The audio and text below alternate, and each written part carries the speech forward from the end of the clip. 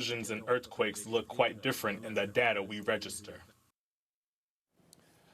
Add on to that, the Washington Post reporting that 5 European officials with direct knowledge of security discussions said there was widespread assumption that Russia was behind the incident. Only Russia had the motivation, the submersible equipment, and the capability. So, aside from Russia, are there any other actors out there with both capability and motive? Well, the Russians would argue, John, that the last thing they would do was blow up their own pipeline. And in fact, the ability to turn that pipeline on and off is one of Vladimir Putin's biggest sources of leverage.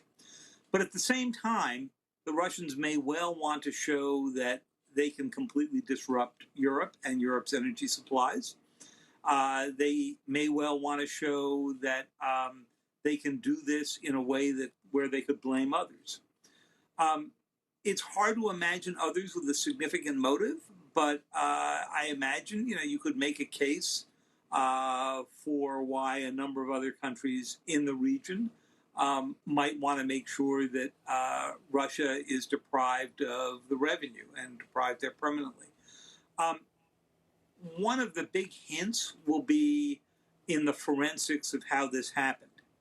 If it was a mine dropped or an explosive dropped down onto the pipelines from the air, that would tell you something and may give you a chance to track back the plane. If it was done from a submersible, well, some countries have those, including Russia, and others don't.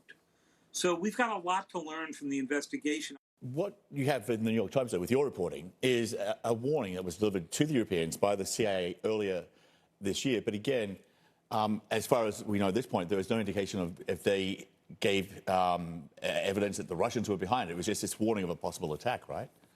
That's right. And it was a little bit vague. It was what they call strategic warning, saying this is a big target and we think someone's going to go after it. That's a different thing from saying in a tactical warning, they will go after it on such and such a date in such and such a manner. So there's some question about how useful that warning was, but it was issued in June.